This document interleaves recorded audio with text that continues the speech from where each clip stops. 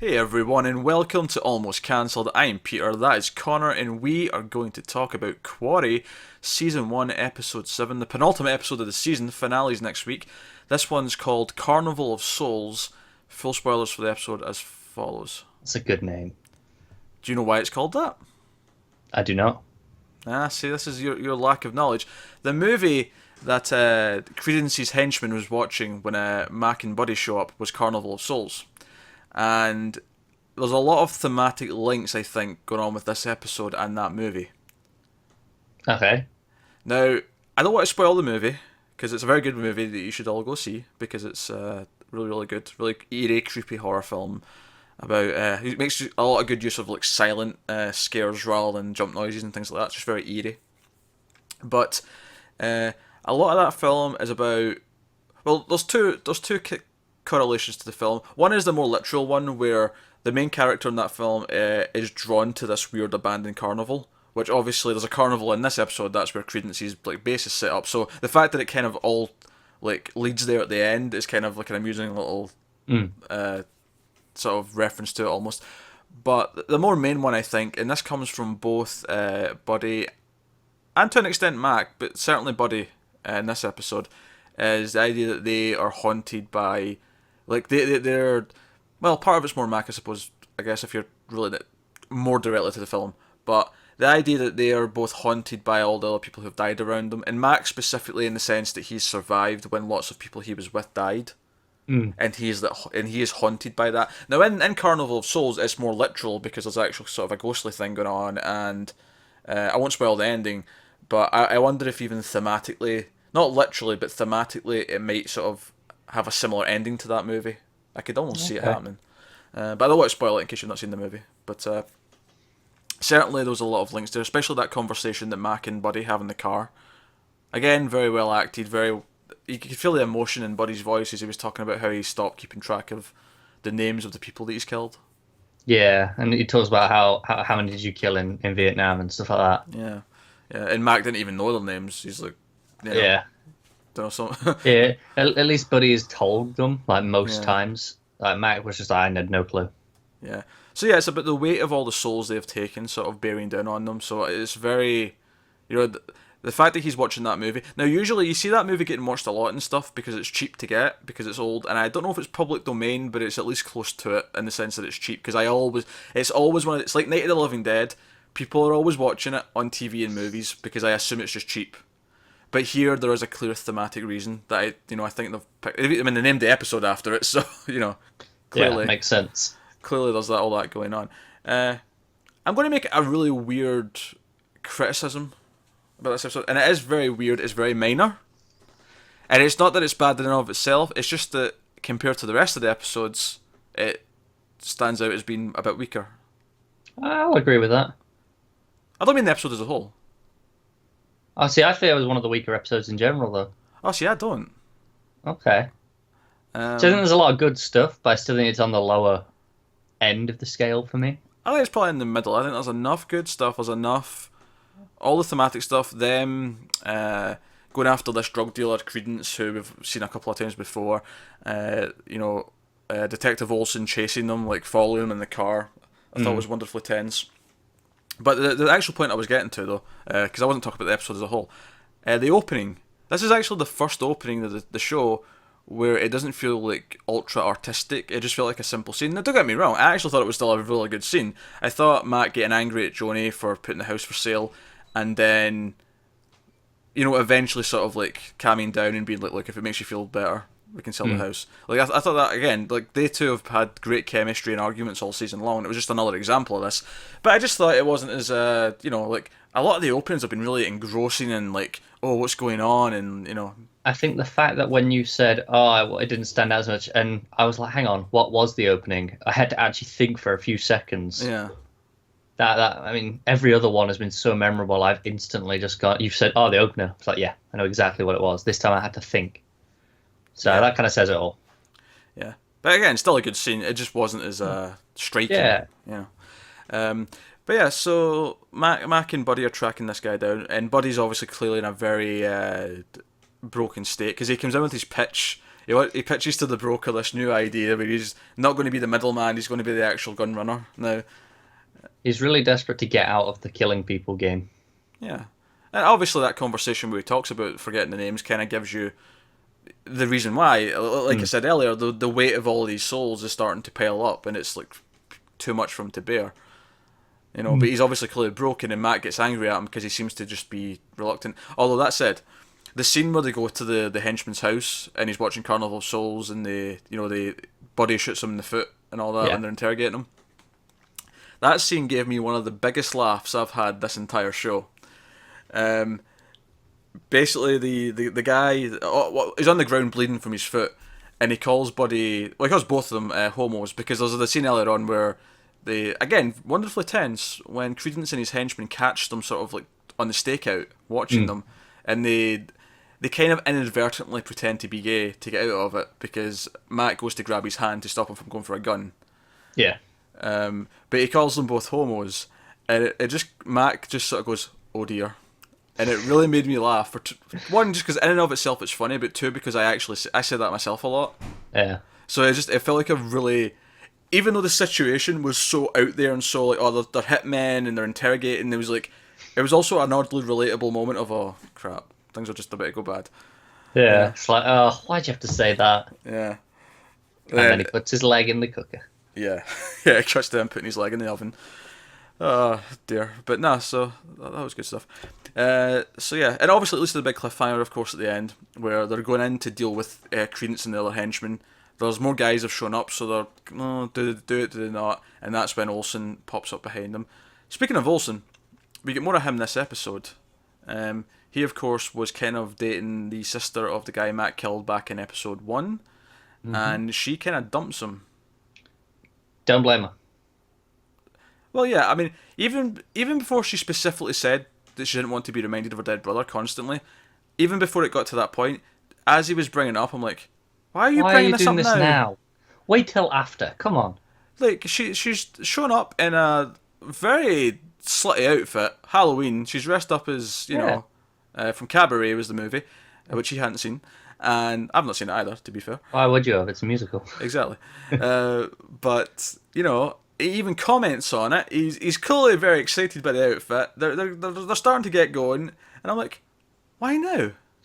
I almost don't understand this scene, because I don't understand his motivation for going now. Why? I mean, maybe it's supposed to be like, oh, he's selfless. He just wants to get to the bottom of it quicker. But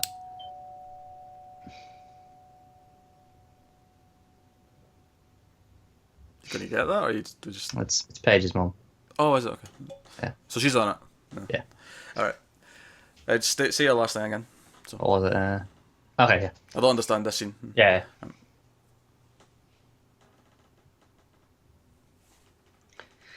Yeah, I really don't understand this scene, because he's clearly into it, and why would he just bring this up now? I mean, it could be that they're trying to say, oh, he's selfless, he just wants to get to the bottom of the case. See, I think it's, well, the last part I agree with, that he's getting to the bottom of the case, but the selfless part, I don't think it's that at all.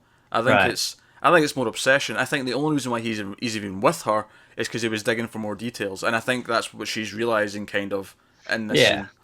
Okay. And his reaction at the end when he starts calling her an idiot and saying that it runs in the family, maybe he did kill himself. It's I'm like, oh man, this guy's not even likable anymore. He seemed fine before. Yeah. Yeah, I mean, he wasn't necessarily super likable, but he wasn't bad either. He was kind of neutral. Yeah. He was just a normal guy. But now he's still, you wait till after. Come on. At least be selfish about it. Yeah. Sure. Aye. I don't know. But no. But there's even that scene where he brings up with his partner, and he's trying to bring the case up, and he almost gets defensive on Mac's side. He's like, this guy's a soldier, he went and did this. But it's when Olsen prompts him with, well, who knows what crap he did over there. You seen what he's accused of? And it's that's the line for him, because he's also served in the military. Yeah. But no, so you see that he's prodding at things, and it's almost he's the type of cop where no one else wants him to do this. They've crossed this case off. They want to look at new things. As his partner says, they don't want to reopen old cases. That's just making their jobs tougher. Just giving them more work, yeah. but he's obsessed for whatever reason. And I don't know. Maybe we'll get more of a motivation in the finale next week. I don't know, but Kind of hope so, because at the minute I don't. Again, it's something that I don't get why he's so obsessed with it. I mean, sure, it could be just he wants to do his job right, but it doesn't seem that. I mean, that doesn't seem like his character. yeah, I wonder if there is more of a motivation. If there isn't, I won't be too fussed because he is like the smallest part of the show. If you know what I mean, like everyone else Yeah. is so great and has motivations and they all interact greatly. That I almost see him as just being a plot thing, so that there's an obstacle in the finale for Mac. But Yeah, but that's no excuse still. it's not. But again, it's still Yeah. he's easily been the smallest thing in this show. Oh yeah, yeah. Because I mean, the screen time he got in this was probably the most he's had in one episode. And it was only about what 3 scenes with him in it. Yeah, so I feel like it's not a big deal if it is the case, but Yeah. so other plot lines. Ruth's son finds the money that Arthur had all the way back, and I seen it coming as well. As soon as she said go to the cabinet, it was like he's going to find the money. It's just under the sink the whole time. But it wasn't like I didn't think it was stupid. Like I was like, all right, because it's not just in a cupboard. It's like up in a sort of compartment. Like Yeah, because it's under a sink. Sinks Yeah. come down. It's on top of Yeah. the pipes, probably. yeah, so it's like it's proper hidden. And I get that when like Mac was frantically searching, or when Joni was frantically searching, or when Felix was, multiple people have been in that house and looked for this money. I buy that none of them quite found it, especially in a limited amount of time. Yeah. So, and he's bought himself a basketball, which power to the He kid. bought his mum some flowers as well. He did, yeah, he did something nice with them too. To be honest, if I was that age and I found a wad of money, I'd probably go out and buy some stuff too. I'm not gonna lie. Who wouldn't? Yeah, don't tell anyone. No, you gotta treat yourself to something nice. It's gonna happen. Yeah. So, so that's about a plot progression, and of course, she also accepts a date with Felix. Ruth does, in our diner. So that's that stuff. And the other interesting scene that I think is really worth talking about is there's an open house at Joni and Mac's house that his dad's running, and Joni kind of comes in to snoop because she wants to see how it's going, and the broker is there. Yeah. The broker is like pretending to be like a sort of neighbour from down the street or whatever, and but we know that he's got other intentions. We are on this side of he's there to fish for information because he asks about her husband, so it's like is he trying to suss out how much she knows, that kind of thing. But he almost starts to convince her not to sell. Yeah, I got that sense as well, which is actually leads into something that I think the broker's kind of been playing at all season. Is that I think he's hoping Mac will decide, and we talked about this as well. We're not hoping, but we think Mac will ultimately decide to keep doing this job. Yeah, it's where he says, "Oh, you can live anywhere, but not everything's a home." Yeah. It's like he's saying, like it's almost like for Mac, it's like, yeah, you can get any job, but this is one that you belong at. Yeah. It's almost like he is directly talking about Mac doing the job. Like this is what he's good at. But so this idea that he will stay on. In fact, we had a good comment last week. We talked about the broker's intentions about sending him after the racist, and we said that maybe the broker was doing it out of like he ordered the hit because he himself was, morally conscious in a weird way as a hitman type of person who will just kill people. But you know what I mean, like, and the comment suggested that maybe it was actually more sinister than that, or maybe not sinister but more selfish, and it was more about.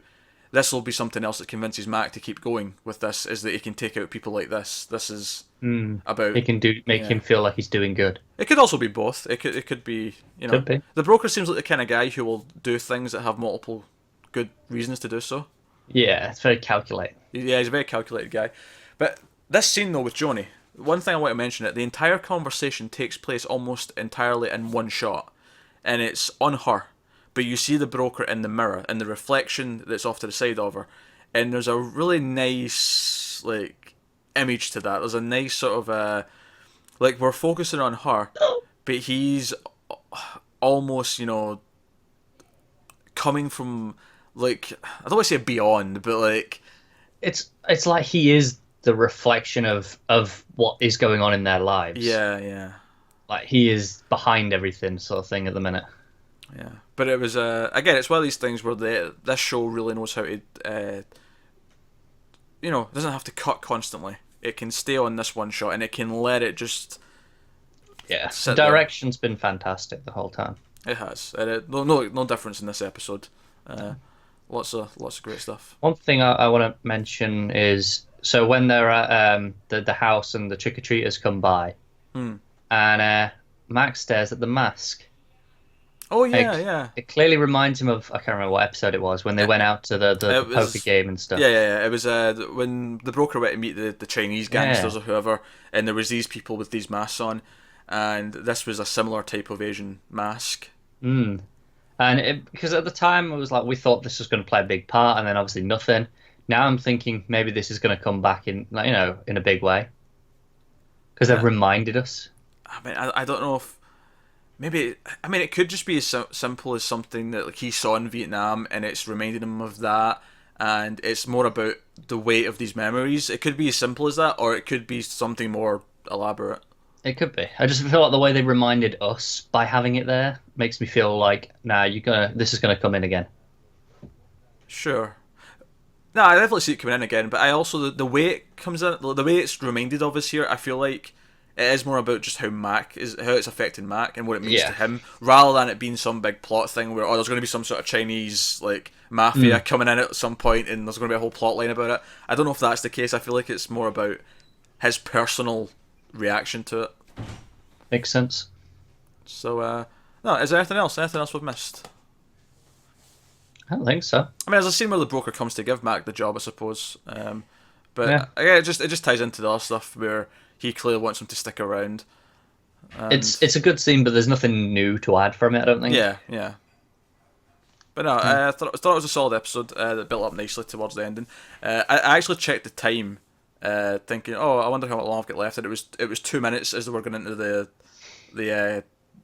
the carnival, and I was like, all right, cliffhanger then. And sure enough, we have a cliffhanger leading to the finale. So I don't mind. We haven't had many cliffhangers on this show, I don't think. No, we haven't. Most of the episodes have had very like wrapped up. This is the end of this chapter kind of ending. It's rare we've had any. So by all means, have your one cliffhanger. I'm cool with it. Yeah, if you're gonna have it at the end as well. Yeah, exactly. And hopefully, I imagine this season will have a fairly rounded out ending as well. So that I would hope so. So that if we don't get a season 2, it should be a fairly satisfying, complete story. With the way, like I said, with the way they've been wrapping up most episodes consistently, I feel like they'll wrap up the season, like competently as well. Yeah. All right, so the finale's next week. We're looking forward to it. Let us know what you thought of this episode in the comments below. Like and subscribe and all that stuff. It helps us out a lot. Thank you very much for watching. We will see you next time.